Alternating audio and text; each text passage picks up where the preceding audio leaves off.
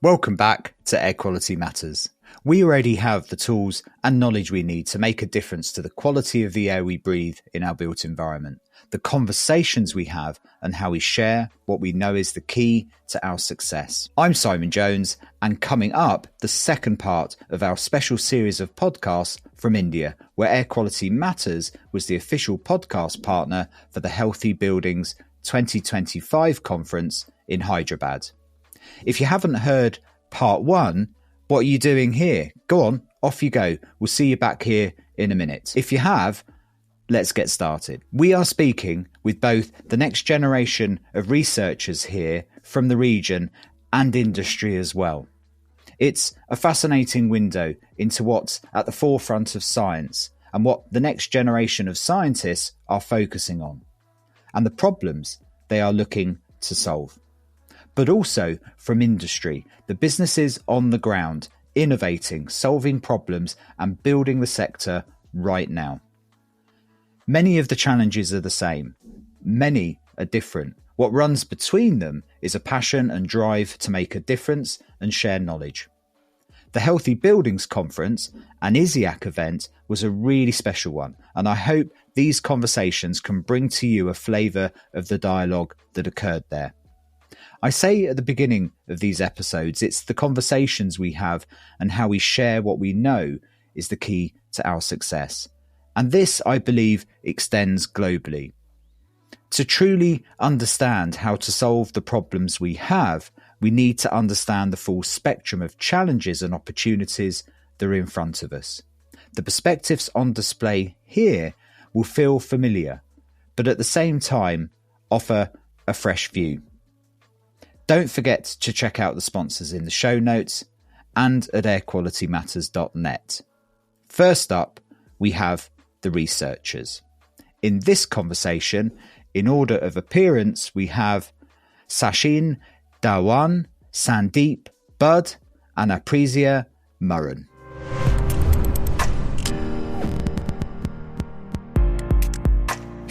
These podcasts are genuinely me really interested in what you're doing. I mean, I hope that came across when we were meeting online as well. I know some people weren't able to do that, but you know, these are fascinating subjects. And I think what's interesting and what we've heard in the podcast before was that while there are very big regional differences and very different routes into some of this science, this stuff's important to everybody everywhere.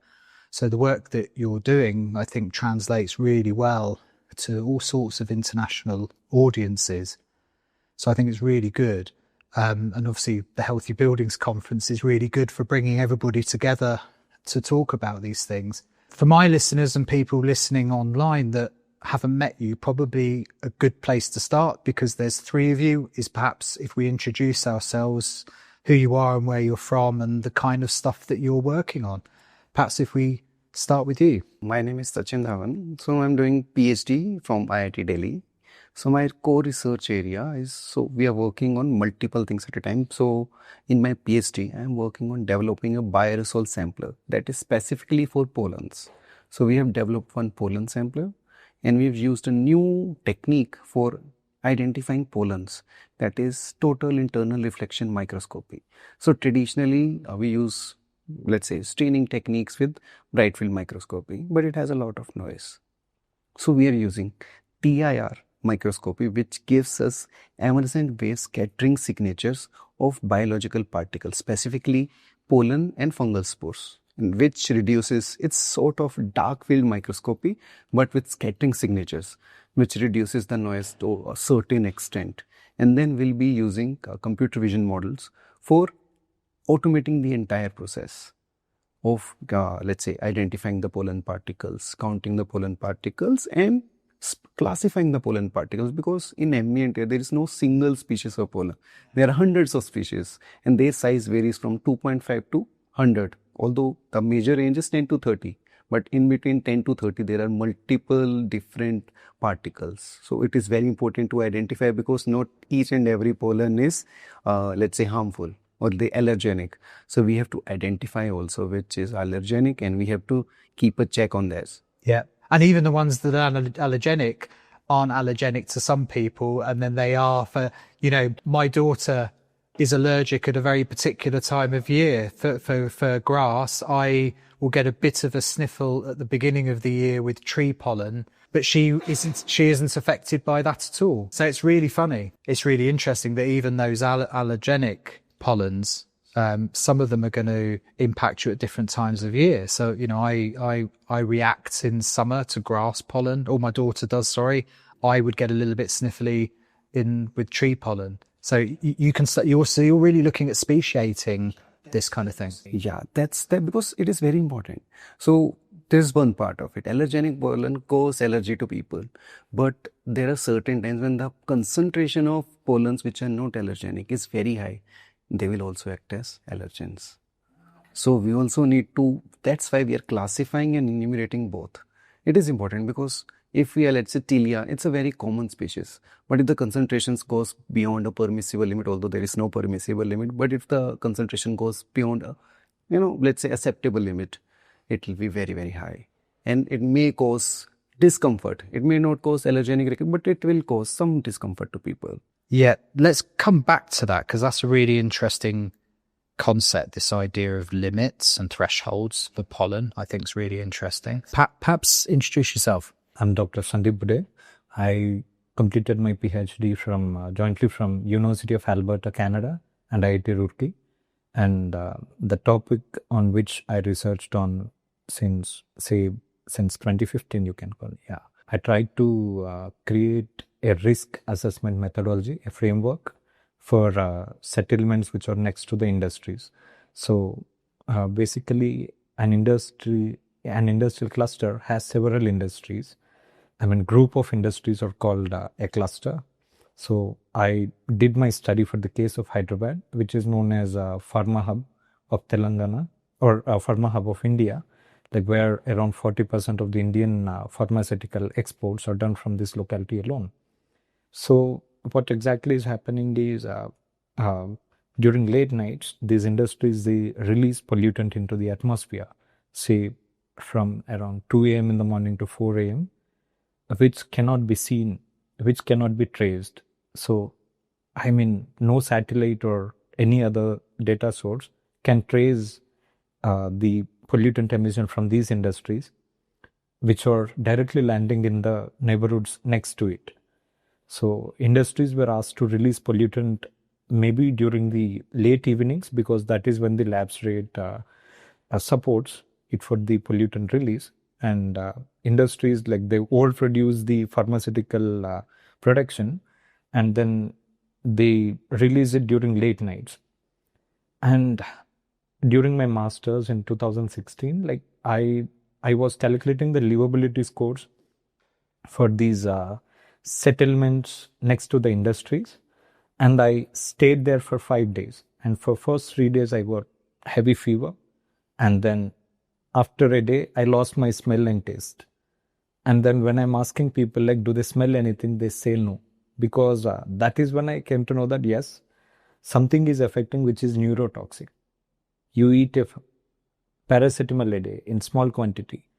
After a few days, that won't act on your body. So then I thought, yes, like, this is where I need to research on. And I started on it, and I did a course in geomatics to solve the same.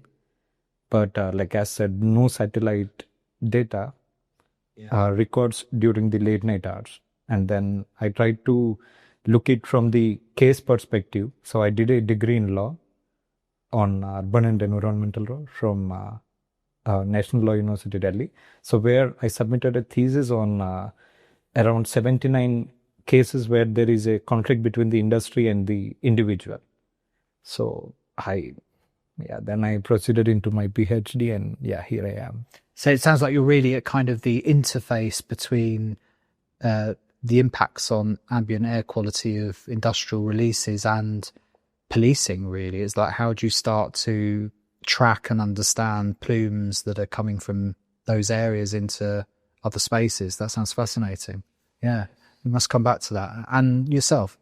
Yeah, my name is Apricia. I'm from Indonesia, and my background is from architecture. I did my bachelor in architecture in Indonesia. Then I continue my master degree in Netherlands, in Tilburg.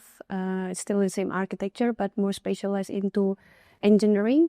And my research domain has always been centered around EAQ, but more specifically into post-occupancy evaluations, because I'm interested to see how the buildings works after the occupancy by the residents, because it creates more different, or maybe there's a slightly difference than before the design intention like that.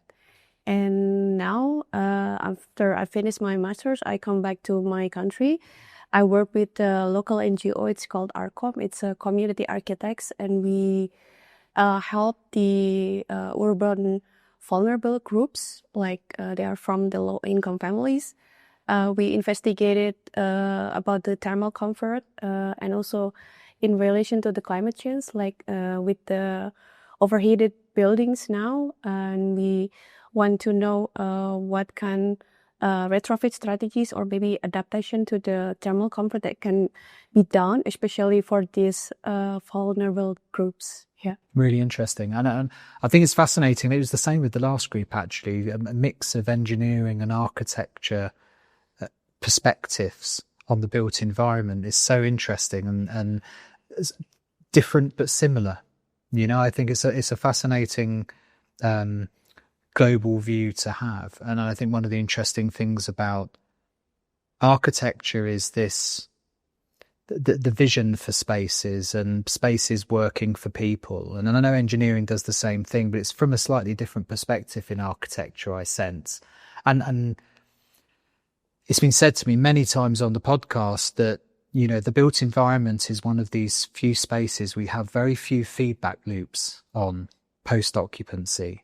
So many other parts of industry will have a lot of feedback. The automobile industry, pharmaceutical industry, there's a lot of follow-up trying to understand impacts of what happens.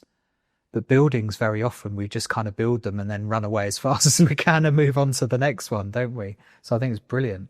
I wanted to come back to yourself because I think the pollen one, on the last podcast we were doing with your colleagues, someone was looking at plastics in the air, which again is a new area, I think, trying to understand the impacts, again, a particulate really that is having an impact on our body. Do you think when you're looking at things like pollen and mold spores and things like this, that this is another area, another frontier of research that is a complex challenge as well? Like you said, there are thousands of mold species, obviously. There are thousands of species of pollen. And the challenge is trying to speciate them, understand when they're a problem and when they're not. Is that your sense of it, that this is, we know about pollen for a long time and we know about mold for a long time, but I personally still get the sense that this is quite a frontier area of research. It is. Yeah. So let's take an example. The pollen allergies in developed countries varies from 15 to 30%. In Europe, it is approximately 50% or more. But if you talk about India, we can't say because we don't have any data, right? So without data, we can't say that the allergies. In India, there is a term called seasonal asthma. So seasonal asthma is there, but why it is there? No one knows. It occurs in the months of March and October, which coincides with the peak pollen season. So it happens, but we can't correlate because we don't have any data. That's why we have started this work, so that we have our own sampler. And in India, we don't have any sampler. There is one Burkhardt sampler. There are few monitoring initiatives, maybe in Delhi, in Chandigarh, in Kolkata. So there are few initiatives, but the samplers are like, they are manufactured in 60s and they're only available here. So recently, some companies tried to, they manufactured some samplers in Europe and they, trained these samplers very well. Like, they are capable of identifying different types of pollens. But the problem is the data is from Europe. And the Indian tropical conditions and European conditions are different. If the species are different, they are of no use to us, right? So we are trying to generate our own data so that we can generate our own data, we can train our own data, we could have more robust results, better and dependable results, which could be used for these kinds of, let's say, epidemiological studies or maybe correlation studies, just to have understanding of how these allergies are happening. Plus, this technique that we are integrating, it is capable of identifying fungal spores also. So the scattering signatures are different. But currently we are looking onto the pollen. But both things are existing. Yeah, maybe one releases innovation in another as well. And yet another example, isn't it, that we talk about stuff that floats in the air, the physical particulates rather than the gases, as if it's one thing, and a lot of particulate measurements, we're talking about the one thing. And I always get in trouble because I keep saying it's analogous to TVOCs. Talking about particulate matter without talking about what it's made of is a bit like talking about total volatile organic compounds. It's virtually a useless number.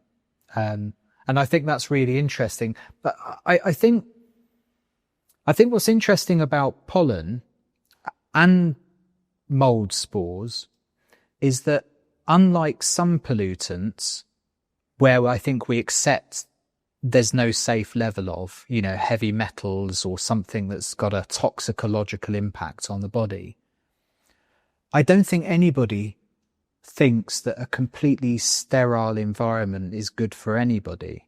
We've lived in our environment amongst pollen and mold spores for thousands and thousands of years, yet for some reason in the last 20 or 30 years, all of a sudden, as we were seeing the incidence of reactions and broad spectrum toxicological reactions to these things that have been around us our entire lives. So it's a fascinating area for me because it's an area where we can't even say what a healthy level is. We don't know where the baseline is. I think everybody accepts that you can't get rid of mold spores or pollen from the air, generally speaking.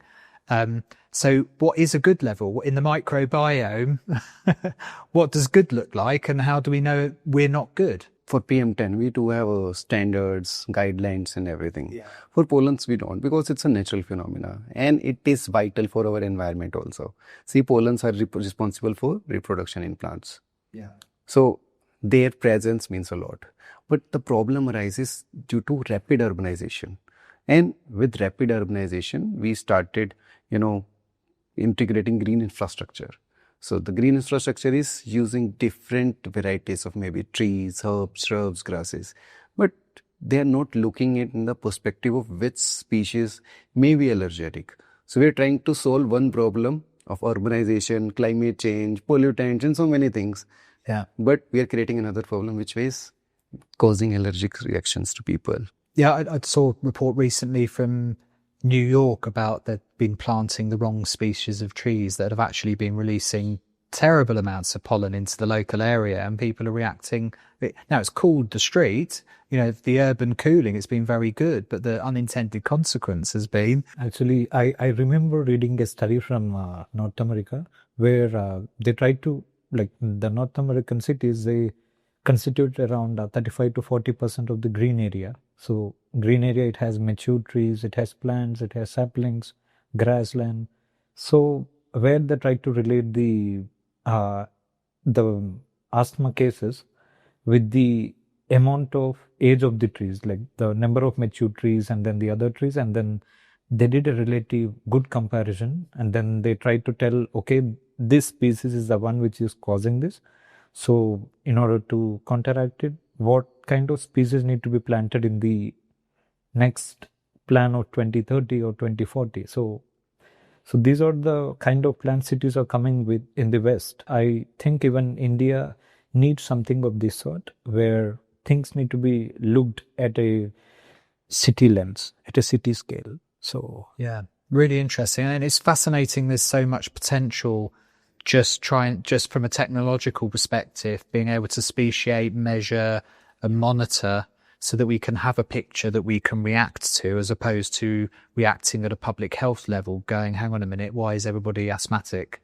seasonally is a bit after the fact. It's not preventative medicine at that point. See, there is one more thing. Pollen, only there are very few people understanding what these pollen grains are causing. See, most people are still focused, especially in India, on PM 2.5 and PM 10 because this is the major problem, especially in cities like Delhi, Bangalore, or maybe Mumbai also. So, focus is still on PM 2.5 and PM 10. But as soon as we move forward, we try to solve the problem of PM 2.5. This problem of pollen is getting bigger. Yeah. So, it is still underlooked because there are very few researchers who have been working on this problem, especially in India. We don't have any data. So, we need to work in tandem. PM 2.5 is there, it's our first and foremost priority. But this is also important. And let's say PM 10. PM 10 doesn't mean it is only, soot particles or maybe mineral dust. It has pollen and fungal spores also. I think that's a great window into the fact that, this stuff's not as simple as it looks. Yes, it's not as just simple. Putting simple numbers on things doesn't speak to half the picture. I thought it was fascinating what you were saying about the pharmaceutical industry and how you found yourself looking at it. But I think that might be a surprise to a lot of people that industries off-gas or release pollutants as part of manufacturing process. You would assume that that's kind of dealt with and scrubbed and managed very clinically, because our perspective of pharmaceutical manufacturing is it's a very precise, overly engineered environment, and certainly the spaces that people work in can be very well engineered spaces. Yet from what you're saying, industry can have a practice of effectively releasing waste, is it? Waste gases and waste materials? So if you see in the lens of industries, we have something called OSHO rules, like the hazard rules. So where they clearly specify what should be the limit of the indoors within an industry when the pharma product is made. But what happens is we do not have a regulation when it moves out of the premises. So in fact, the Indian laws were taken from British laws, like basically UK laws, where we value land than the health of the individual.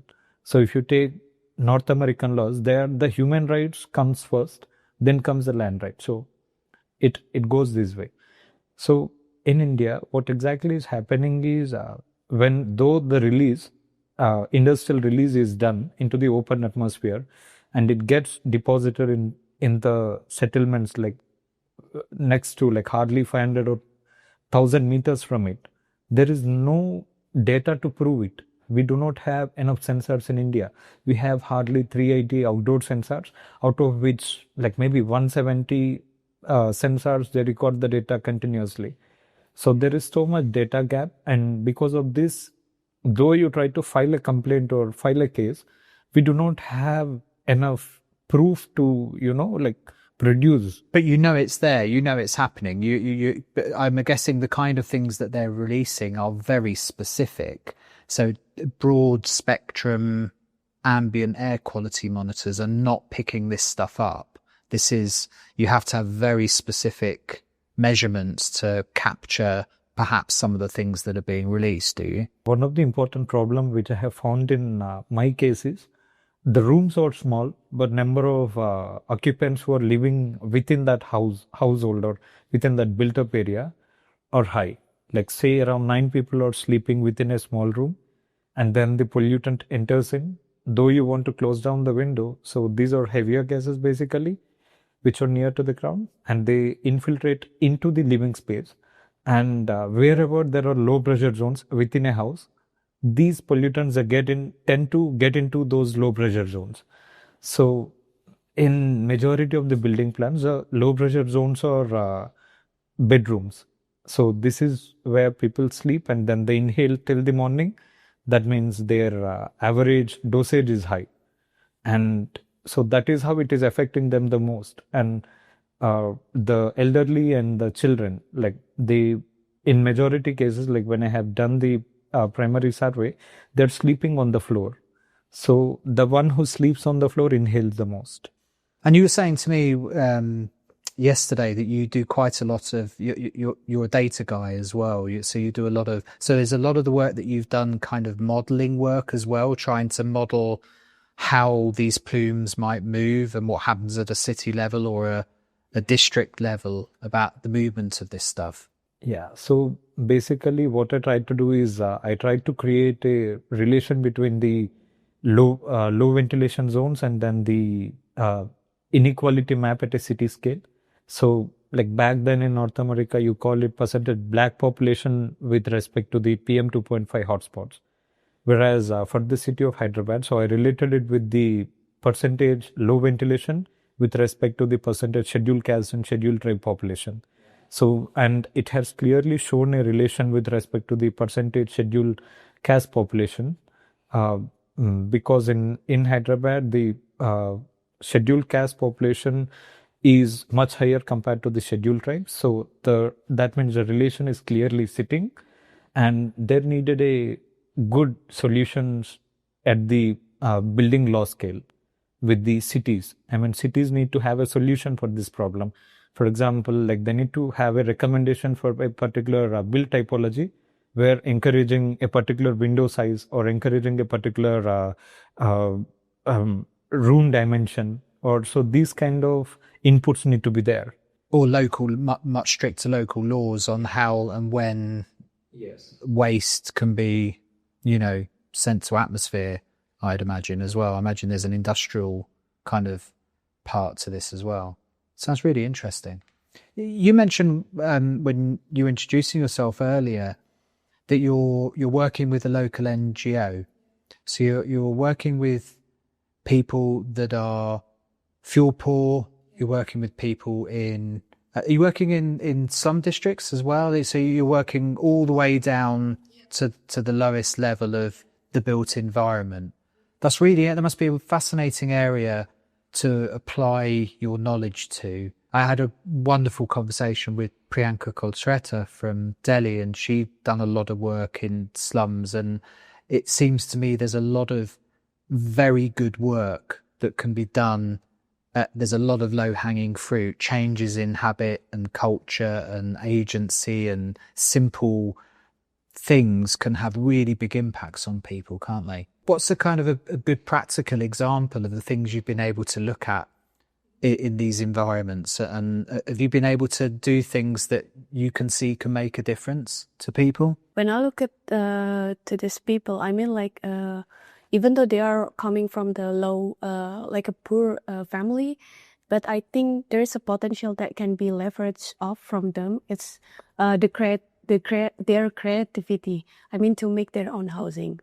For example, we did now a research on how they can adapt to the overheating, and how can they adapt in the personal level to face the heat in their housing.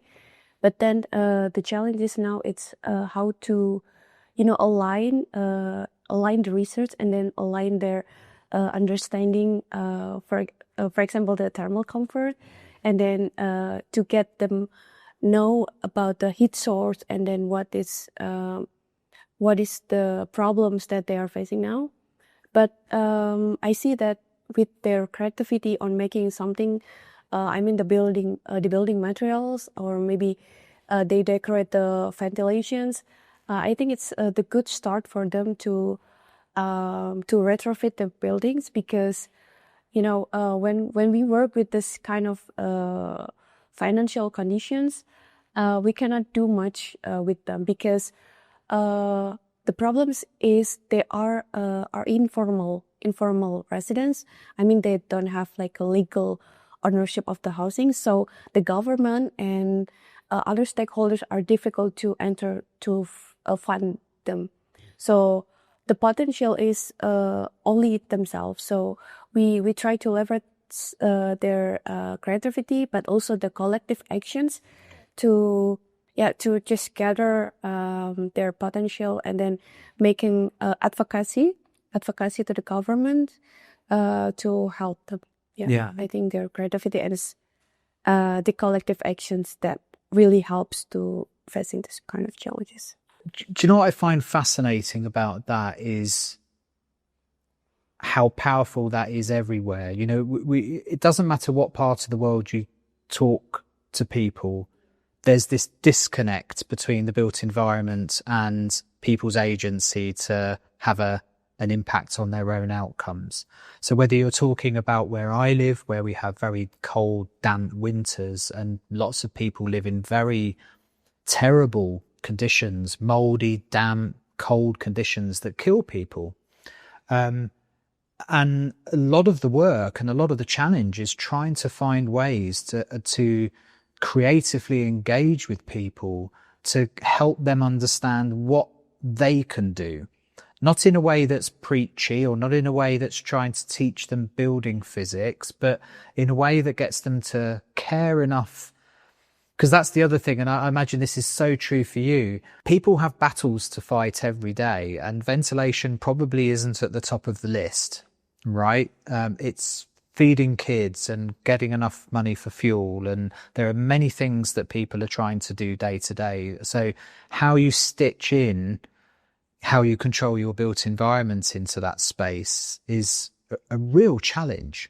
And that I think is an area where there can be huge international cooperation, is learning what resonates at different levels with people to act in a certain way, behave in a certain way, interact with their built environment in a certain way to manage the situation, you know, overheating, thermal cut. How do they creatively manage solar shading, that kind of thing? You know, this is not a problem that's just for the global south. You know, we've got buildings that have been very poorly designed and built in the global north that are now overheating and killing people. But there's never been the culture of managing overheating. So there's this whole new dialogue and language and interaction that's got to be created to teach people to how to manage heat in their home. You know, really, really fascinating. One of the things I wanted to ask you all is the kind of the how did you get here question. I think we've got a good understanding of kind of the last few years of the kind of research you've been doing. But how did you kind of find yourself in engineering and environmental science and architecture, looking at these kind of things? Was it siblings doing the same? Was it just an area you found yourself good at school? Was there something that you found interesting in the space that could kind of led you along a path? How did it work for you? My family is a traditional business class family. So my brothers, they're both a business person. So I'm the only one who have moved into the field of engineering, then into the master's, then I went into the PhD. So my bachelor's is in biotechnology and my master's is environmental engineering. So the problem I'm working on, it is an integration of both, because these pollen particles, you need some understanding of what are the plant cells, the do's and don'ts, and understanding of the intricate features of plant cell, how to understand what you're looking at it. Yeah. Right. Environmental engineering alone is not sufficient. So my two educations are combined into my current PhD problem. Plus, after completing my master, the first job I went to, it was in a medical institute where they tried to understand the impact of pollen on people suffering from asthma and COPD. Plus, they have involved the, how air pollution also come into the impact. So it was very, interesting kind of work that I did. Because earlier that we were just working on, measuring the particulate matter, CO, that's it, and seeing what is the indoor air quality, what is the outdoor air quality, but looking in a different perspective, how these levels are impacting certain patients. So in that particular project, we had patients from a particular area. So we measured the pollens. So we see how, the people who have been living in these areas are impacted by pollens. Yeah. And as a researcher, you've just got this fundamental desire to problem solve. You're going, I've got these two discipline skills. I'm trying to measure pollen. This isn't as easy as it should be. We need a thing for that. Yeah. Or a process for that. I know what I'm going to research is that. Yeah. So the story didn't start here on PhD. So after I worked on multiple projects of source apportionment, we developed one PM 2.5 sensor also in between. So during the part of development of PM 2.5 sensor, which is not a traditional light scattering base. So we worked on a bright field imaging based sensors. So our motive was so that we can actually see what is in the air. PM 2.5 is 100 microgram per meter cube. Everyone understands, okay, it's the concentration. But what it actually means. So we started with that. We captured the particles onto a sampling media. We imaged them. We got the concentration plus the shape of the particles, plus size distribution. The shape actually plays a very big role because the geographical origin particles, they are of irregular shape.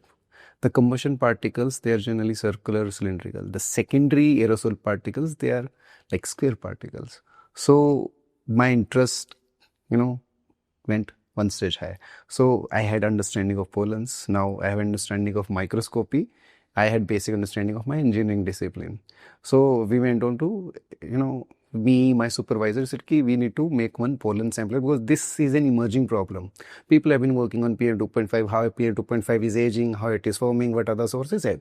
There is so many studies, but the pollen, it's not there. The data, it's not there. So we should work on developing our own sampler. We need, because nowadays, Make in India is the biggest initiative. So if we can develop a sensor or sampler in India, right, as per our own requirements, because our conditions are not as the other countries' conditions. So we have to make sampler as per our requirement. So we did that. We had the numerical modeling done. Then we did the CFD.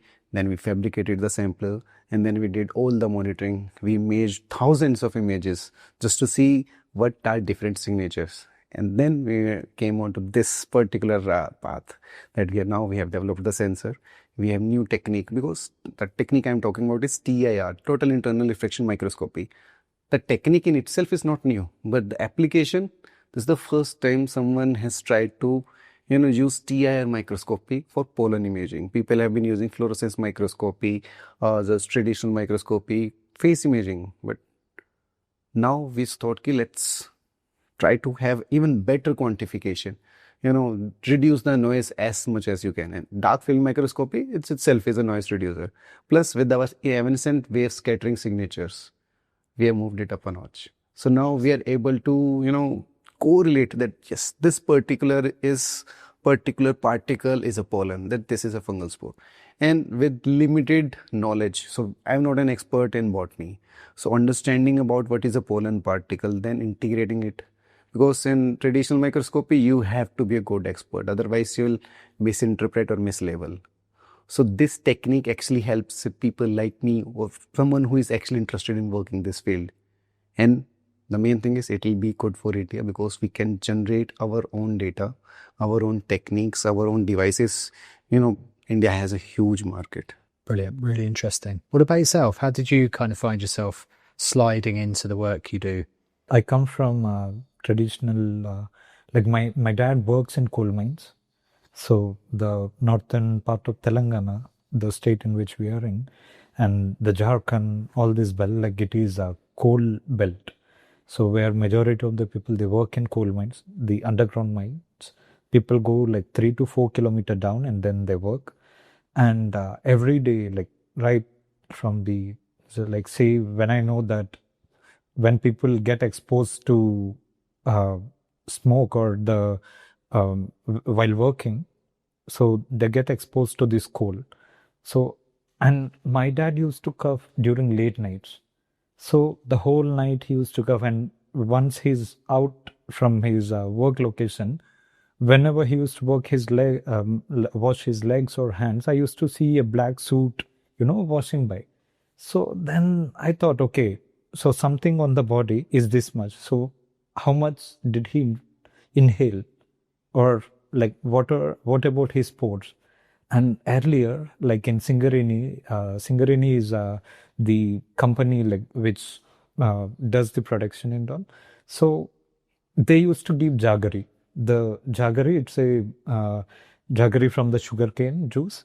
So why they used to give that is when you eat jaggery, so it basically when it has it adds all that soot which was in your pores, and then it cleans your throat or the internal organ. So that is what it believed to be. And then fast forward, like then I have done my bachelor's in civil engineering from Hyderabad, and then once I got into master's, then I went to the pharmaceutical area. And when I know that, okay, people are telling that they don't smell anything when I ask, but when I measure, the value clearly shows a hike.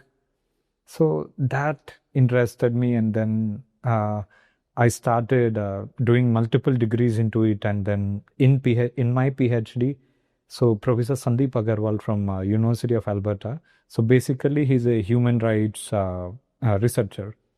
So when I said that people living in low-lying areas next to the industrial area, so this is what affecting them the most. So he immediately picked it up, and he said, like, let's do it. And yeah, and we are able to prove that issue. We published that work, and that work, in fact, it was published in Times of India in the main page. And yeah, that means my work was circulated to around, say, at least 60 to 80 crore population of India. So I'm happy to has impact. Yeah. Yeah. So I mean, the impact was proven, and currently, like, I'm trying to build a ML algorithm where the moment you enter the dimension of the site area or your site area, it will be in a position to tell you how much should be the volume of the building in order to reduce the risk from these industrial pollutant. Like, what should be the volume of the building? What should be the sizable opening of the windows and doors? So that algorithm is going to tell you, like, the standard pattern to reduce the impact. So yeah, I'm trying to work at the ML and building bylaw application. So I mean, it might be a tough or impossible question to ask, but it seems to me that that's trying to find engineering problems to a source control problem. Do you see what I mean? That is the answer for those kind of things not in the source, rather than how big a hole should be in someone's home to stop something coming in that probably shouldn't be there anyway. Like that. That's where it becomes an environmental justice problem, which sounds like it's something that's driven you through your career actually so far. Is, all the way from childhood, seeing your father be impacted by work through to seeing people being impacted by industry. That seems like a really interesting driver for your work that has impact as well, I'd imagine. And like, one of the interesting findings through my research is when I tried to do I have created a digital twin for a 1 square kilometer neighborhood, and when I did the analysis, it clearly showed that the house plants, though they may look big, the one room setups, they are less exposed to the pollutant concentration because there is single wash away. It has less low pressure zones within a house. Whereas when you have a big house, divide it into small walls like toilets, and then small rooms, like too many small rooms. So this is creating too many low pressure zones within a house. So these are the ones who are getting affected the most. Interesting. So it is like the one who is rich is, like, normally this is how we think, like the one who is poor is getting exposed the most. But no, it's vice versa. It's opposite. The one who lives in a bigger house with more partisans, he's getting affected the most. Yeah, the law of unintended consequences. We've seen this all the time. And I remember talking to Priyanka about this in Delhi. People that, because the economy improved, people that lived in buildings that were basically cooled naturally, they lived in an outdoor environment effectively, they would have habits and culture of sage burning and sweeping floors, dirt floors, and cooking on solid fuel stoves and so on. But as people lift out to certain economic statuses, and can afford things like air conditioning units, you start to seal spaces off. So you go from a very spiky exposure to pollutants to a much more sustained level of pollution because you've sealed yourself in a box. because you're trying to keep the air conditioning on. So there are unintended consequences to everything, aren't they? People that think they're safe have unintentionally built a home that have got negative pressure zones in that are now pulling pollutants in from outside. And one of the interesting thing is when I inquired them, what do you think the main problem is? So wherever there is a woman or girl who is at the age of marriage, so basically they are not preferred much from these neighborhoods. The reason is either they are having the early period PDS dates, because indirectly these pollutants, it is affecting them. It is affecting their even their next birth. Okay, there was this thing that if a woman from these neighborhoods is married, so she may not be bear children. So even this kind of thing was in the market, and they clearly said it's already having an impact on society. Yeah, fascinating. What about yourself? How did you end up doing the work that you did? What kind of brought you into architecture and to where you are? Well, actually, I come from architecture background family. Both of my parents are studying architecture as well, but none of them are studying about the AAQ or air quality kind of things. But the one thing that brought me to study about air quality is because I have personal asthma. I have asthma, and I was curious about because my asthma is always worsening, especially in my bedroom when I turn on the AC. It's getting cold and it gets worsening. But then I try to shift it to just open my windows during the night. So I just turn off the AC, but then it still get worsening. And I think I realized, okay, there's something wrong with the outer air quality because it doesn't, get less. Then I start to curious about, okay, what is the impact or what is the effect of using AC, the mechanical ventilation, or just naturally. So I just want to investigate these two kind of ventilations. So that's why in my bachelor, I investigate the effect of this kind of ventilations. But then when I moved to the Netherlands, surprisingly, in the 2 years of studying, my asthma doesn't, get surface. It's healthy. I don't have to take my medications, because if I compare to back in my home country, like almost every month I have to take my medication or just getting once hospitalized to my asthma. So yeah, that's why the critical issue that I want to study more about the air quality. And also I realized that because I have an asthma, it makes me more sensitive to the spaces, to the dust and something. So when I enter building or specific rooms, I can, okay, this room is down or drought, or maybe there are a lot of dust. So I think it's giving me another perspective of seeing rooms and the quality of the rooms. And if we're linking back to your topics about the safe baseline, I think it's also difficult to define because, for example, with the sensitive groups with asthma, I think it's very difficult to define, okay, which zone or which room is safer for me, because it will be different to another person's, right? It's personalized and individualized. Yeah, that's really interesting. And I think it's always interesting research driven by personal experience as well. And even though you come from a technical family of architects, you even still had to go on a personal journey of going, well, is it better on or off, or what's the right, is it windows open, windows such, so you realize that this isn't a unique journey, that it doesn't matter whether you're working with people in lower economic groups or in people in normal houses. Nobody really has this understanding of the built environment, and we don't really know what to do. We just kind of assume, I think, buildings work. And so whatever was happening, we just assume is the right thing. We often don't think about our personal agency and outcomes. I think that's fascinating. Just to finish off, because I knew we were going to run out of time. We always do in these conversations. What's the one thing we're not talking about that we should be, from your perspective? So whether that's at conferences like this, whether that's out in the field where you're working or whether that's in the community and the people and families that you live with. From your perspective, what's the subject we're not paying enough attention to that we should be focusing on more? I think there are multiple subjects. So I'm going to have to get you to pick one though. Okay. Because we'll be here till 7:30. Because I'm fascinated as well. So Okay. So the first thing, I have been talking about pollen for a quite long time. yeah, But the associated thing is no development of any kind of samplers or sensors are taking place. So no one is interested in manufacturing or developing.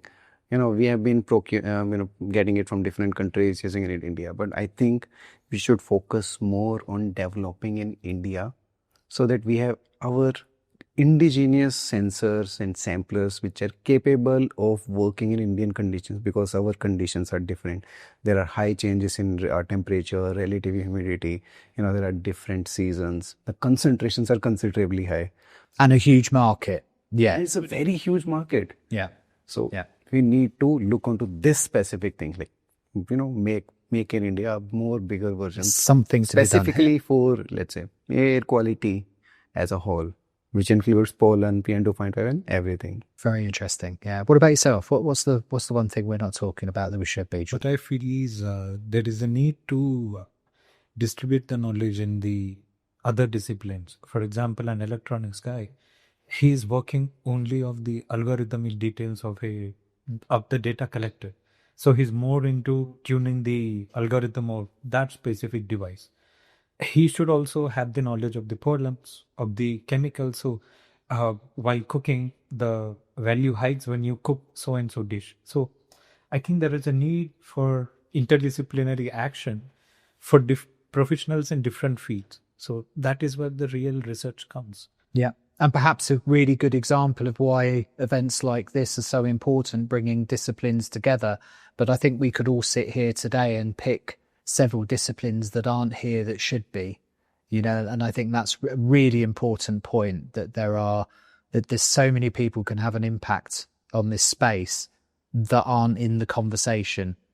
Electrical engineers that are inventing the next devices that can measure pollen aren't in these conversations and should be. Yeah, really fascinating.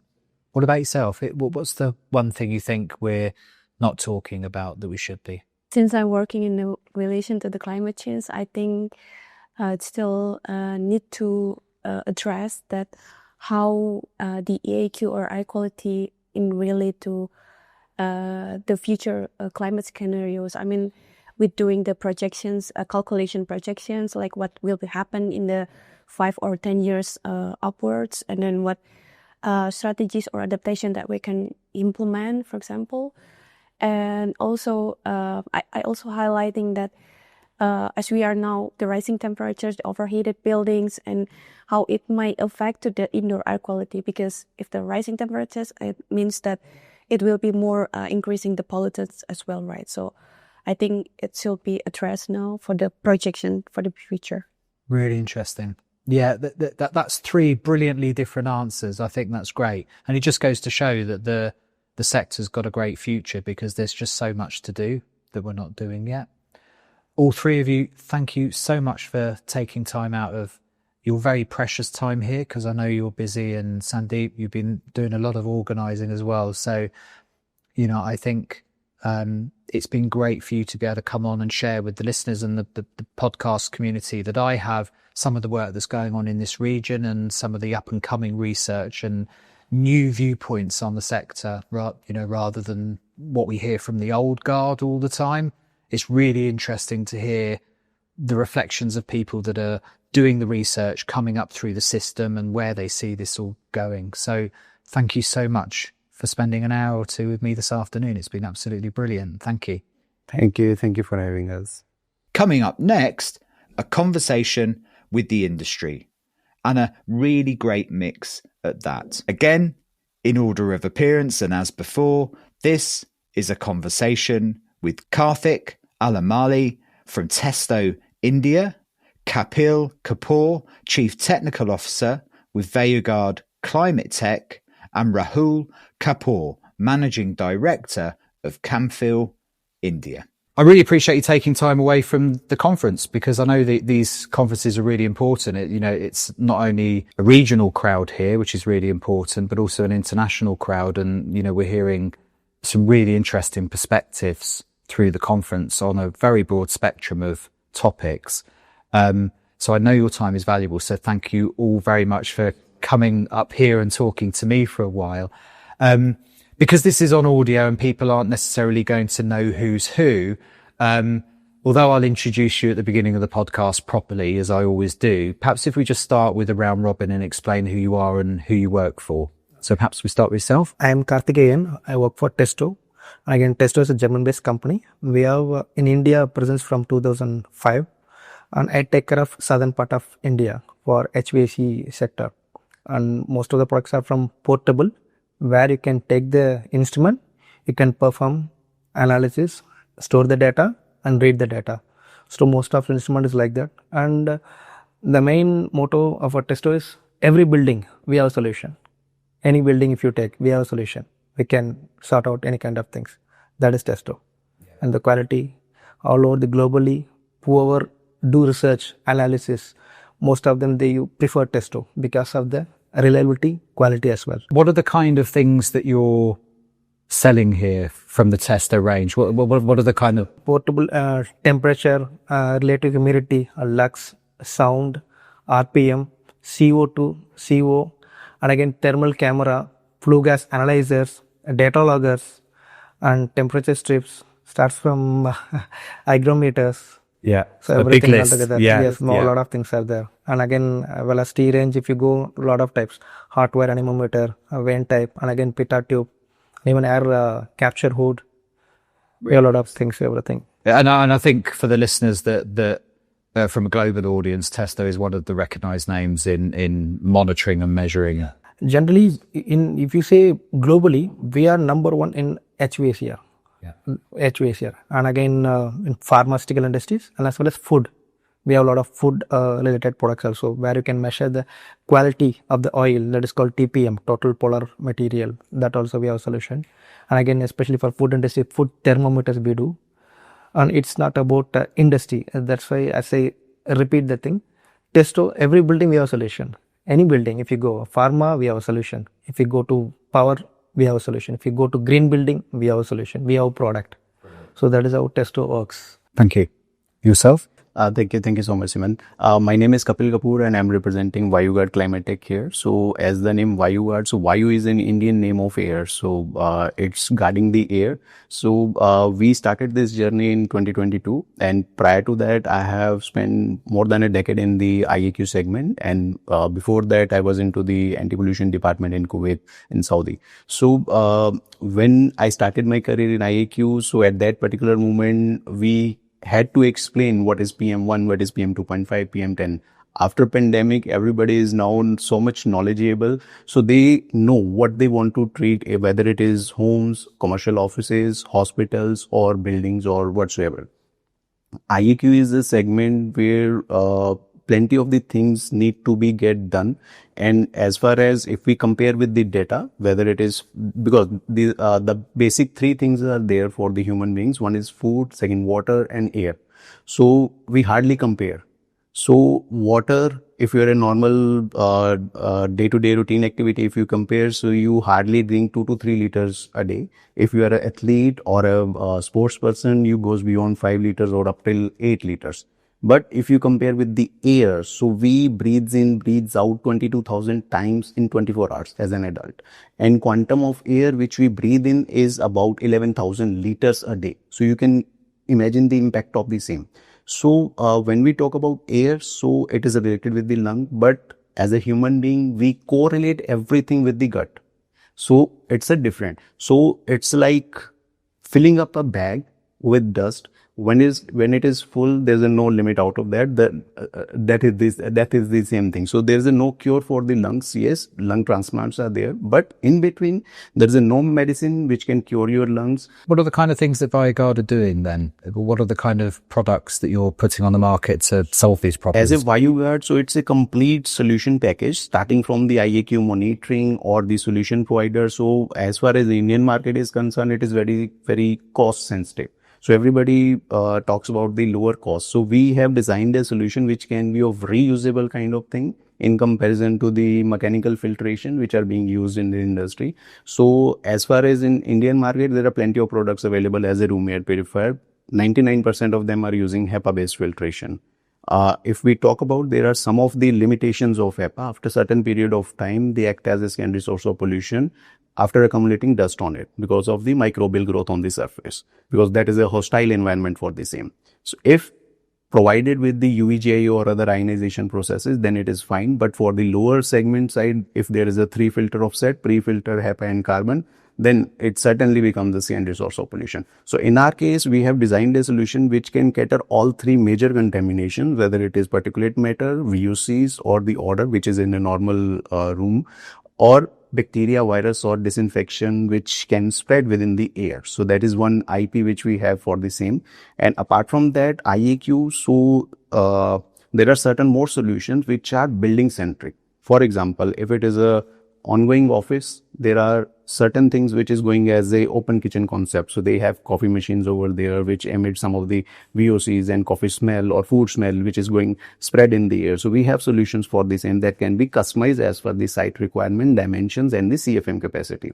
Then another segment on which we are doing our R&D is the emissions from the building. So nowadays every building is having STP or garbage treatment rooms. So while passing through the basement or entering into the basement, there are foul smells. You can't breathe in over there. So you can't even stand for even a single minute. So those are the emissions which are thrown to the atmosphere without treating them, without measuring them. Though in European countries, there are policies, but India is just following those footsteps. So it is going to be sooner, it will be there. So you're offering basically a range of practical solutions to try and address some of these challenges. We are designing it in the IIT Delhi as well, because the ValueGuard is a startup and incubated at IIT Delhi. So we are using their facility to develop the new technologies. So 3 more IPs we have filed. So there is a certain gap which we have looked around with the builder segment. So for example, they have one vendor for their digital signages, and second vendor for like Testo, they have equipments for measuring those devices. So there's a unsync between them. So they can't, their equipments can't communicate to each other. So if they want to showcase all the both of the things on a single screen, so both of the communication will not happen. So we club those together as a cloud system and little bit of AI into the same, so that prediction analysis can be there, and they can do both of the things within a click of the matter of a click. So from anywhere in the globe they sit, and they can just put up the images for the digital signages, put up the timer for that particular image, it's done. Excellent. Yourself? Thank you, Simon, first of all, for inviting me on this podcast. My name is Rahul Kapoor. I am the Managing Director for ChemFill India. ChemFill has been at the forefront of clean air solutions for over 6 decades, and it's a privilege for me to represent ChemFill for India market. Now, indoor air quality is something which is the most paramount for human health, but yet mostly unseen, unheard, and unspoken about.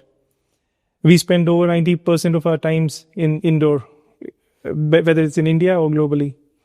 Yet, this is one subject which is the least spoken about. At ChemFill, like Kapil mentioned, we breathe almost 11,000 liters or 22 kgs of air. So when we drink water or when we eat food, if there's a contamination, we can decide that, okay, and we decide to buy an alternative. But we can't sustain without breathing for over a minute or two, I mean, if you're an athlete. So imagine the quality of air, what we breathe in every now, is so much important for humans' health.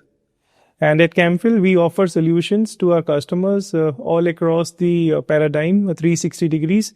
So whether it is the comfort segment for HVAC, whether it is molecular segment for the volatile organic compounds or odor, whether it is for the data centers, semiconductors, hospitals, you name it and we are there. I also take a lot of privilege in informing you that at ChemFill, we have 3 large R&D centers worldwide where we invest a lot of money and put in a lot of man hours to develop technologies for the world, for the future.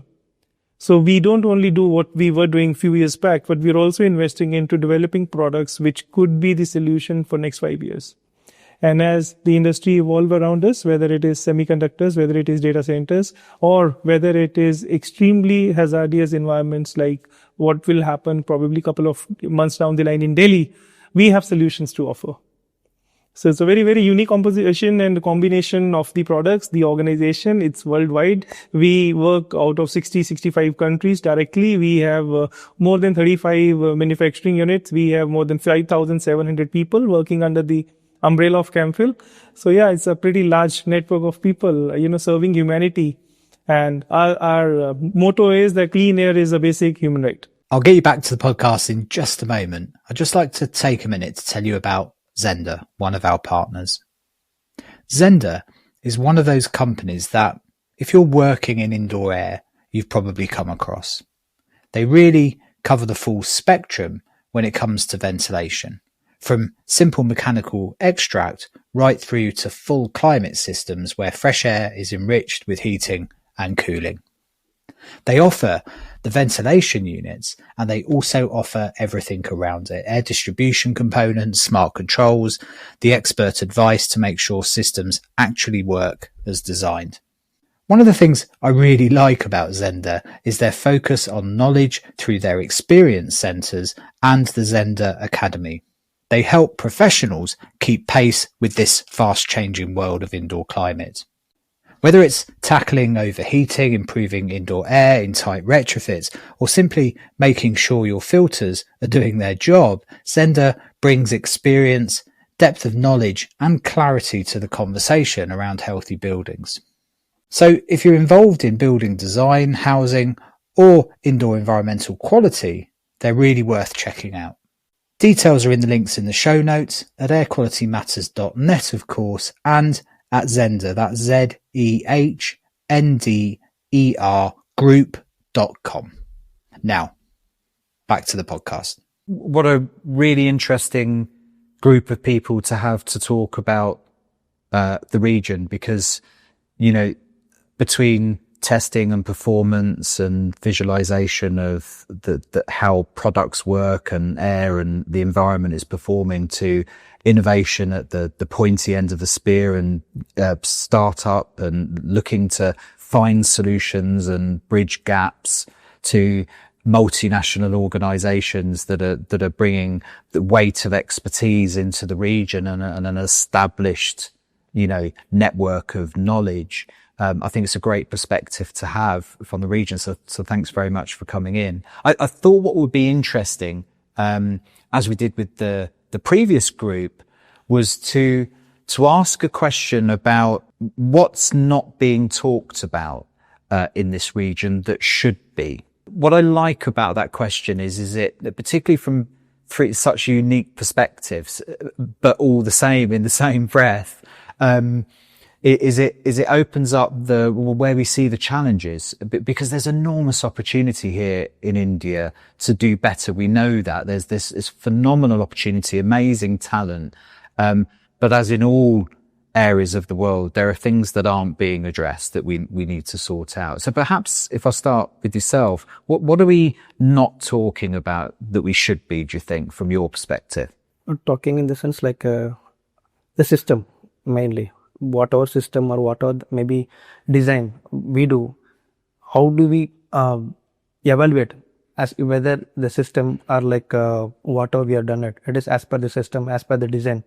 People mostly they want to fit it everything and they want to complete the job, but they are not concerned about whether it is as per the design, as per the system, or whether we are following it everything. So that is very important. Nowadays just they want to cross check it, that's it, and they're not even evaluating properly. So that is lagging most of the people. So that is very important. That's why we are educating customers. So it has to be done like this, it has to be taken like this, it has to be evaluated like this. So for this we stand over there and we educate customers. Okay, these are the equipments can be useful for your research analysis, and they can cross check it.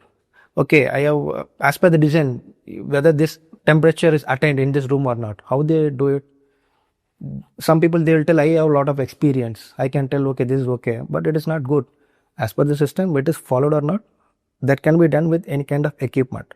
So I need a temperature measuring device, and if they want to do a analysis for a certain time, that is also possible. So that we are trying to educate with the customers. Most of them, this part as per design, they are not cope up with that. That is the main point. I think that's a really interesting point, and it's one of my soapbox issues. So thank you for that. It is and I see your colleagues nodding to what you're saying. That validation of what's there is so important, and the hard reality in the built environment, isn't it always the case that often we're just simply not getting what we've paid good money for? There's this assumption in the built environment that because we don't think about the air that we're breathing, that somebody else has taken care of that for us somewhere, and we, people wouldn't believe the horror stories. I'm sure all three of you can tell. But isn't that always the case? It's that it's so important that we validate and measure. What's the old saying? You can't manage what you don't measure. It's so true, isn't it? So in IAQ, it is pretty much true. So, for example, if we are trying to put up some solution, so first we need to analyze for what pollutant we need to put up a solution. For example, every geographical location has different prominent pollutant. Whether if we talk about Delhi NCR, the adjoining areas, for example, if we talk about Gurgaon, there is a major prominent pollutant is PM10. If we talk about the Delhi NCR, Delhi itself, so it has the gases contamination of SOx, NOx, carbon mono, which is vehicular emission. If we go towards the Noida, there is again gases contamination, due to which corrosion is the most prominent factor which is going to happen in the HVAC systems. So first we need to analyze what is in the air, because you can't see. So only the sensors are the devices which gonna get you the knowledge about the parameters and the readings of those parameters in the air, so that you can make a decision out of that. So for example, if the building is in the design stages, the HVAC designers or the consultant had done their jobs perfectly fine. When that building goes into the operational things, so in commercial buildings, whole space is designed on a recirculation system. So there are a number of employees, or your even your housekeeping staff, or everyone is inhaling or exhaling in the same space. So the worker or the coffee maker or tea maker, whatsoever is there, who might not be having that hygiene level back there in their house, whatsoever the owner or the MD levels are maintaining, but they are sharing the same air. So if you can't measure that, if you can't treat that, so you are vulnerable. Yeah. And I know from a filter perspective, like that's 101. I was making a note when you were talking there about, and what sprung to mind was engineering controls. It's that you made a really good point, and that was that we're not asking the right questions from the beginning. What problem are we looking to solve? If you don't ask that question at the beginning, you've got no idea what the right solution is. And that's something I know from a filtration perspective. That's the 101, isn't it? It's that you don't just bung a filter in because that's what comes with the fan. So currently what is happening, so without knowing the problem, we are throwing the solution. So first approach should be, first we have to analyze that particular geographical location, and accordingly we can design, and then we can maintain that particular site as per the designer's aspect. So what is happening currently? When the handover is happen, at that particular moment, all the things which is being installed in the building, they are at optimal efficiencies. But after 1 year, after operational of 1 year, it drags down. Reason behind that, we are not sticking to the guidelines which designer here gave, that these buildings should be maintained according to these SOPs. So standard operating procedures. So they are not following that. If they are not following that, then obviously efficiency is going to drop down, whether it is filtration, whether it is HVAC system, or the energy consumption. So they are definitely going down. So I don't know if you're answering your own question, but the question to you is the same. What are we not talking about in the region that we should be, do you think? Okay, so first thing is monitoring. Second one is the filtration, which is at the utmost priority. So the filtration design should be as per the building's requirement, because for example, if commercial spaces which are normally designed at a 10 to 12 air changes per hour, so those should be maintained, and the filtration whatsoever is being installed in the building, if you have air quality monitoring, it should not be the hourly basis or the intermittent type that third party comes in and he or she will, or they will do the air quality analysis, the report will be there. It should not be like that. It should be continuous monitoring 24/7, so that you can have data, and according to that data you can decide when is the time to clean the filters or replace the filters. So that should be the thing which should be followed for the maintenance perspective, because ultimately if you are not cleaning the filter, they will be getting choked. One is the worst IAQ levels inside the premises. Second one is the higher consumption on the HVAC system, because if the filters are clean, lesser resistance of the air will be there. So the optimum efficiency will be maintained in the... I can see your colleague nodding furiously to what you're saying there, because I'd say he's in total agreement. He would also agree with me. So in any case, whether it is conventional filtration or the electronic filtration, it is the same. Maintenance is the utmost priority. And that, and that's a really interesting theme, isn't it? That operational performance of ventilation systems, this run to failure mentality that we often have in spaces, where we only do something when it starts rattling or making a noise or dripping on your head. And we've all seen the state of some of the filters that get pulled out of places, that there's this operational performance that both validation has a part to play in, but also this has to be part of the DNA of the management of spaces, that this stuff's important. And I was having this conversation the other day with somebody, when you're in a big office and someone comes around in the middle of the workday and they're testing the fire alarm system, and that's important work, right? And that they're proud to do their job. It's important for life safety and so on.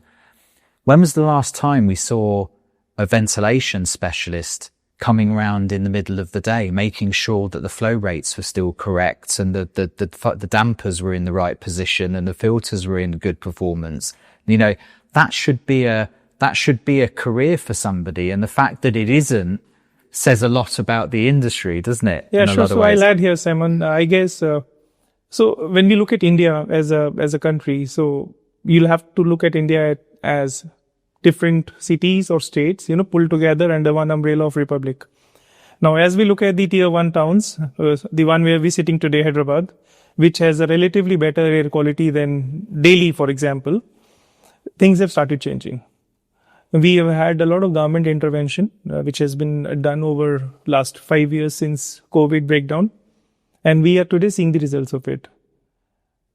So we started building called as smart buildings, which are now being converted into healthy buildings. And I'm very, very happy to tell you today that we are in discussions with a lot of customers, large size, a lot of facilities management companies who maintain those buildings, asking us how can we make this smart building a healthy building. And it will never happen as a single effort. It has to be a multiple, efforts put in by different teams, different people. But good thing about India is that we've started awakening to the idea of creating healthy building for people working in those. So that's one part of your question. And to answer your primary question, that what is it that we are not talking about? So I have a very contrarian view. We are not talking about in India today as a total cost of ownership. Now, how do the discussions begin here is, what have you got? And this is the replacement, and let's just simply put and finish our jobs, right? Like you mentioned, nobody comes to validate whether filter is doing what it's supposed to do. And even I'll go one step forward, even to see that what filter has been installed as a first cut is the right one or not. So what we do generally is, once the facility is built, the maintenance fellow will see what filter is installed. He will simply raise the RFQ for that. Somebody would come, issue a filter, replacement filter. But we're not talking in India today at all about the total cost of ownership. How a filter company can help you reduce that. Now, there are two ways of looking at it. One way is to look at a specific segment, a specific customer, specific geography, and develop something which is very much in line with their expectation. And second thing is to do it in a mass scale, which organization like us is capable of and has been successfully delivering.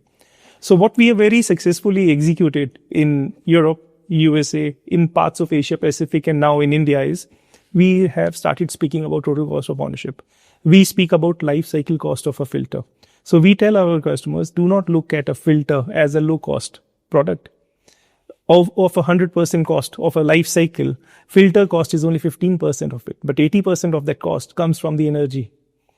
And every kilowatt of power saved is cost saved and carbon emission saved in the environment.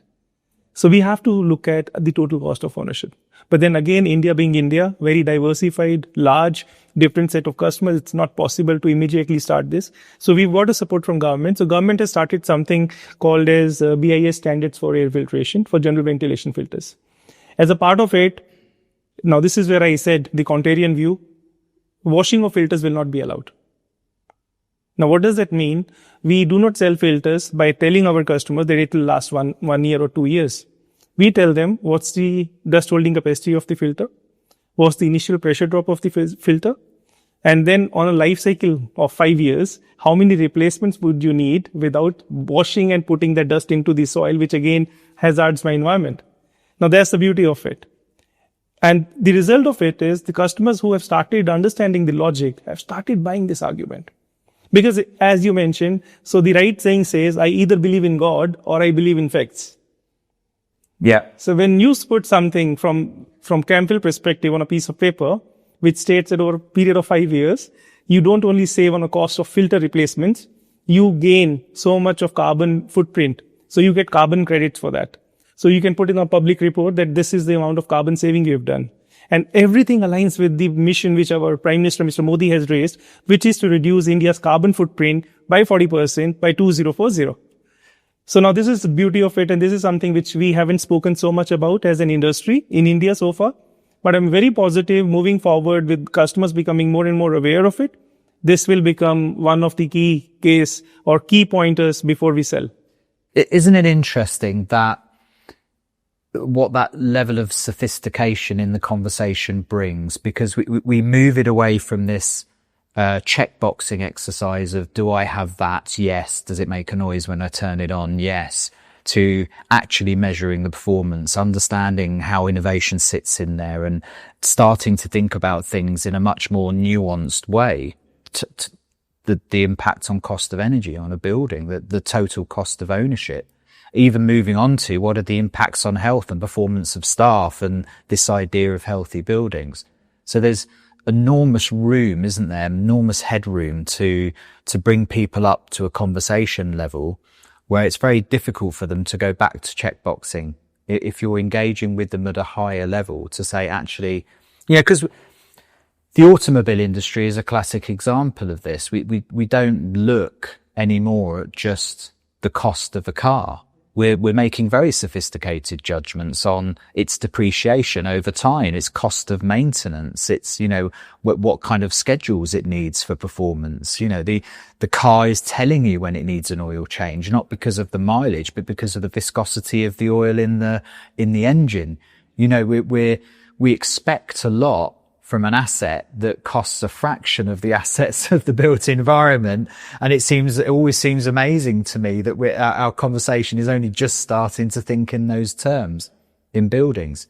One of the things you mentioned, and I think it'd be an interesting one for all three of you to reflect on, is the regional differences in India, because it's very much like the United States in some way, that from state to state to state, and here it seems to me every stone's throw is almost a completely different type of culture and food and way of doing things and approach.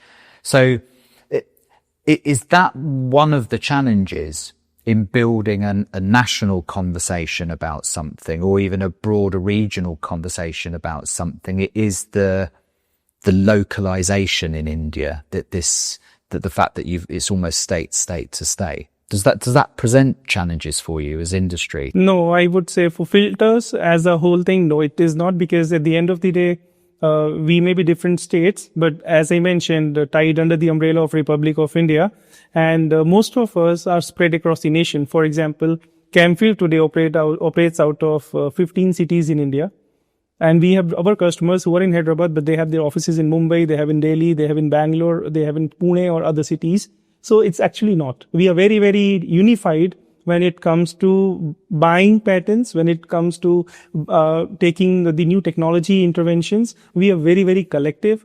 And India, surprisingly, Simon, in a positive manner, has a lot of global footprint as well. Yeah. So we pick up absolutely. ideas, global ideas as well. We may implement them later, but yeah, we pick up those ideas sooner than later. So you have an advantage of your scale where you have Absolutely. people in each region. Is that different? Do you two have a different perspective as being from one location trying to grow in to India? Does it present challenges when you can't have a salesperson in every, or probably an office in every city? You know, that you have to find ways of doing business and demonstrating use cases. I mean, I had one conversation with somebody yesterday about the fact that even if you create a pilot or a demonstration project in one area, people want to see a pilot in this area. You know, there's that kind of and that's not unique to India, I should say. That happens all over the world. People want to see something local to them that they can get some trust in. So for example, we have already one demonstration site at IIT Delhi. So where we showcase them that what is the outside parameters and what is the parameters at the entering level of that filtration. So wherever we have put our filtration. So whatsoever IAQ parameters before entering towards the filter, and what are the after, and what are the inside the premises, because when the air going through the filters, getting filtered and then going to the space, there are certain other infiltration points where it is getting mixed. So whatsoever clean air is coming from the HVAC system, it is going to be mixed in that particular chamber, and there might be door openings, there might be vacuum might have done in the morning. So if we see the trend of the parameters in the morning 10 to 12 2 hours of time period, the IEQ levels are slightly higher in comparison to the normal 12 to 4 p.m. because in the morning the cleaning activities has happened and some of the contaminations are still in the air which need to be treated by recirculation of the filtrations. So second thing is the devices which we have designed, those are communicatable devices. So for example, whatsoever is currently going in the filtration, it will be shown in the terms of numbers. So for example, if we talk about PM 2.5, PM 10, PM 1 efficacy level, VOC level. So this is being shown at the screens that what are the entering levels and what are the clean air levels. And after that, whatsoever is going in the energy side for the HVAC system, because nowadays every HVAC system is having VFDs. So our devices have a very low static. So we have defined a certain limits. For example, if the filter goes beyond this particular static, the alarm or soft notifications will go to the client in the term of the right time is to clean the filters. If not, that this much of the energy loss will happen. So ultimately, it's a game of all the data. So whatsoever data you are getting, accordingly, you can make a decision out of that. It's a complete solution with the help of sensors, filtration devices, and the IoT. The challenge with that kind of approach, isn't it, that because it's so consultative based, that it becomes hard to scale because you have to, it's a very nuanced and complex conversation you're having client to client to client. So it must present some really interesting challenges to grow. Basically, it's an optional for them. Like if they're really conscious about the carbon footprint, they definitely opt for the complete solution. No, then only the filtration will be there and the monitoring will be there. Then they can have insights of the data for the IAQ only. But if they really want to do energy saving or really want to save the carbon footprints out of that, then they have to go for the complete solution. And nowadays everybody is, if the healthy building is the concept, then they definitely opt for the same. I mean, one of the exciting things about this region more broadly and the global south as a whole is that there's so much potential. You know, there's so much talent on the ground. There's so much growth in the built environment sector. It can be quite complex, I think, the directions things can go. But I think what would be an interesting point to discuss would be, from your perspective, from your industry's perspective, what would a good 5-year roadmap look like for you? What kind of stepping stones or things would you like to start seeing stepping into place that really grow your industry or grow awareness in your industry or put buildings in a better place? Next 5 years, if you see, as I told, we have a lot of systems coming in. Our government is implementing a lot of laws and rules to make the human values higher. In India, if you see, the human values, we have to prefer more. It is very important for everyone. So nowadays, our government is very strict to ensure that we give importance to our human values, so that any industries, if you open in India, are like whoever follows, they stick to it. As I told, just a food subject, I'll tell you. Maybe 5 years or 10 years back in India, we are not following that oil quality enough, that is which I call TPM, total pollen monitoring. But now if you see, we are following that now. That is directly or indirectly affecting our health. So we are giving that human values importance nowadays over the past 5 years. That is implementing in India right now. So that is very good part. And even next 5 years, if you see, we will be becoming one of the good countries in the world where we follow or where we try to avoid the global warming as much as possible by following this kind of norms which our government implements or which the global team is expecting. That is very important, and we are trying to do that. We are in the sense like as a India, as a any kind of company, we are trying to implement on that. So try to implement that thing. We need certain instruments, like you were telling, some filtration is required, because 90% of our people, we do live in this indoor. Not only 10% we are spending our time in outdoor. So those kind of systems is very important. So that's why the government is implementing certain norms which we have to follow it, and we are following it. So consistently we are doing it. In next 5 years, again we'll be repeating the same thing. We will consistently follow, and we'll be in a better position as compared to other countries. We'll be in a better position where we are also giving more human values preference, as you're telling. That's interesting. And is that something you two would agree on, that and we see this, and I reflect on this all the time, that sectors will kick and obfuscate and push the can down the road, trying not to do things, and then all of a sudden a law comes in that says you have to do it, and everybody's like going, oh, okay, well, we're going to do it then. And you're like going, we've been telling you this is a good idea for 20 years. Why haven't you been listening? And literally on a dime, an entire sector will go, all right, okay, then we'll do it that way. Do you see that happen in India as well? That actually sometimes it just requires bravery of the legislators to write the rules to say, no, this has to be done. And the industry just goes, oh, okay, we'll do it then, I suppose, and off it goes. Yeah, it will. I mean, stick works better than the carrot sometimes. And in a country like ours, which is such a huge country of 1.4 plus billion people, surely regulations. And this was part of my answer to your question. So if you may permit, so I'll put it this way. Like he mentioned, the value for life, I would say the value of human life would definitely improve over next 5 years for India, which would then necessitate the arrangements to be made for companies like ours to create more and more infrastructure, a well-spread infrastructure on how we can do that.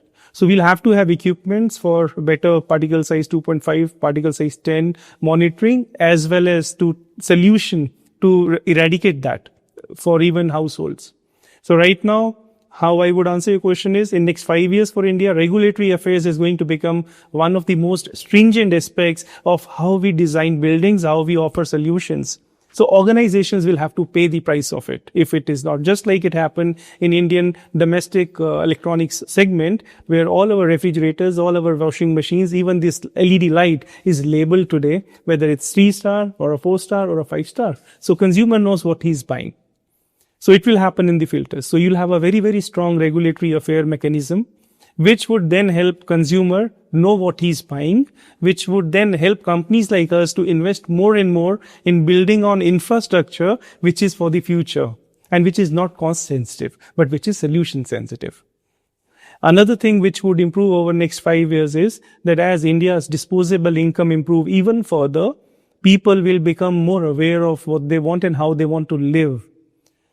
So it would be very different from how we live today. Like I live in Delhi NCR, one of the most polluted cities in the world today. Before I joined this organization, I spent 20 years working for 2 large HVAC companies in India. But I was not aware of how PM 2.5 and PM 10 could affect my health or my family's health. So imagine somebody who spent 20 years plus working for 2 largest Indian HVAC companies did not know about this. So awareness will go up. Probably it will become an academia subject in the schools. So kids would be taught while they grow up what's the importance of the good air, indoor air quality. We have seen multiple cases, Simon, of both influential and non-influential people dying of sudden heart attack in India. So the cardiovascular issues are growing. Yeah. Now, there is no proven case as in today that it is because of the indoor air quality, but I would not shy to say that it has to be to do something to do with that. So he's very true. So currently in the past 2.5 years after the pandemic, we have seen the deaths of just early 40s, 35 years old, some of the pretty much influential persons as well, just because of the cardiac arrest. So if we talk about particularly Delhi NCR or the other polluted cities which are in India, so it is correlated with the air pollution as well, because the tiniest particle which can't filter out by your lungs, it directly goes and flows in your bloodstreams. And then these are the culprits which makes the clogs out of that. Yeah. Because in the bloodstream, you can't filter out. Once it enters into your bloodstream, you can't filter it out. Only filtration system is your lungs. And the tiniest 0.3 micron or lower than that, it's passed through those particular things and then it is mixed in your bloodstream. And we now know that air pollution is multi-systemic, its ability to affect every organ of the body. There isn't a system of your body that isn't influenced by the quality of the air you breathe. So from early onset dementia and Alzheimer's through cardiovascular disease to liver disease, cancers, lymphatic issues, you name it, birth weights, endocrine system disruption. It just goes on.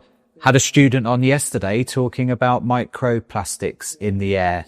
We haven't even started addressing that one yet.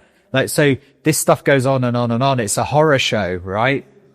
So this stuff really matters. When you dig down deep for the air, it is particularly a horror show when you get to know the insights of the same, because it's a very vast field. Once you enter into it, you just left all other things and just focus on the same, that how we can reduce it, how we can treat it. And for example, for the next 5 years, so we need to think out of the box, and all the like for example, authorities or the builders or the solution maker, they have to be on the same page if they really want to reduce the outdoor pollution, because the sources of outdoor pollutions are, for example, the emissions from the building, emissions from the vehicles, emissions from the industries, or some of the due to geographical conditions. So once we decide if we want to tackle the pollution at the sources from where it is getting emitted or where it is getting mixed into outdoor spaces, then only we can draw out at a solution. If we say, particularly in India, by installing smoke towers or bigger giant air purifiers, we can clean the air. It is not going to happen. Some of the failure cases are already there. You just need to focus on the emission points from where it is getting mixed to the atmosphere. For example, currently we are working on one of the aspect, building emissions. So currently every residential and commercial buildings have their own STP plants. While segregating grey and black water, there are certain greenhouse effect gases which are being thrown to the atmosphere without treating them. Some of the prominent builders are doing that, but it should be mandatory. First step is monitoring and how much quantum they are throwing to the atmosphere, and there should be a stringent policy on the same. Currently, I'm sorry to say, it is not there in Indian market, or we are trying to get it done. We are in touch with the Delhi DPCC, Delhi Pollution Control Committee, as well as the Environmental Ministry, so that they should implement that particular thing. So every building should have their emission inventories with them, how much they are throwing to the atmosphere, whether it is in the form of greenhouse effect gases from either from the STP, ETPs, or from the garbage treatment plants, or from the gensets, whatsoever equipments are there, whosoever is polluting the outdoor pollution. So that should be there. And if we control one, then second, third, fourth, the cumulative impact on the outdoor environment should get reduced. And then currently the situation is Delhi NCR in that, there are plenty of research which depicts every third child is prone to asthma. Yeah. I think you had something to add as well, didn't you, when we were talking about this multi-systemic thing? Yeah, I mean, that's right. And I guess as CAMPhil, we have to look, we've understood one thing. When we look at a pollution, 10 years back, we could only see the air. When we look 5 years ahead of the time, we have to look at the gases as well, because both air particles and the gases are equally harmful for human health. and not only for the kids, for elderly, for the environment. And the another study has proven now the better indoor air can improve the efficiency of people working by almost 11%. Now 11% in Indian-like environment, which is highly service sensitive, we offer services to the world. We operate call centers, we operate data centers, and we operate huge facilities which serve the customers across the globe. Now 11% is huge. Yeah. So of course. Yeah. No, in that service industry, it seems like a no-brainer, doesn't it? That you know, if you imagine the kind of investment that goes into training just to eke out another 2 or 3% of a call center staff, whereas you can get that incremental improvement of 10, 11% just by getting them to breathe the air that they're in, seems like a win-win situation for everybody. And what about yourself? What do you see over the next 5 years as being key to unlocking some of this potential? Okay, so as Rahul has mentioned, particulate matter, VOCs, gases, as well as the microbiological contaminations, as well as as you also mentioned, for the microplastics. So these are the other aspect which we need to cater as well. So pandemic is the example of the same. Because of the biological contaminations, plenty of plethora of deaths are there, and some of again after effects is already there. So we need to address all the things as a cumulative solution. And second, all the organizations, whether it is filter making companies or the policy makers, they should be in a sync. Because for example, the filter makers or purification devices manufacturer like us and Camphil, so we always emphasize on the system efficacy levels and right design approach and the maintenance levels. But it should be in a policy kind of thing, and it should be strictly followed, because in India, only thing is getting followed if it is strictly done by the bylaws. So if you say that it's like you should maintain this, it's his call whether to maintain or not. He is not getting into the compliances for the same. If it is in the compliance, then he should have to follow the same. Yeah, and that's a really good point. You know, and laws are no use without policing, right? And that's the same for any law. The law has no power unless you think you're going to get caught. And I imagine, you know, and India isn't unique for that. It's a problem everywhere, literally everywhere, is that ventilation has never really been policed. You know, there is no fear, almost zero fear, that you're ever going to get a tap on the shoulder about the ventilation design that you put in a place, or a tap on the shoulder about your maintenance schedule. You know, and I think it, as a finishing point, and that sums up beautifully a large part of this conversation about the need for, you know, appropriate products and materials going into building to deliver the right air quality outcomes, the headspace for innovation, and to think about buildings from a more holistic point, and this validation and measurement of what we're getting, so we know we're getting what we paid for. Yes, I think exactly. Sums up a really useful conversation. Gentlemen, thank you so much for your time this afternoon. It's been an absolute pleasure to meet and talk to you. Thank you, Simon. Thanks for listening. Before you go, can I ask a favour? Before you shoot off to whatever it is you have to do next, or even the next podcast, if you enjoyed what we've been talking about here, please do spread the word and let's keep building this community. And don't forget to check out our sponsors in the show notes: Ultra Protect, Eurovent, Erico, ACO, Farmwood and Zender, all amazing companies, and without them, this podcast would just simply not be possible.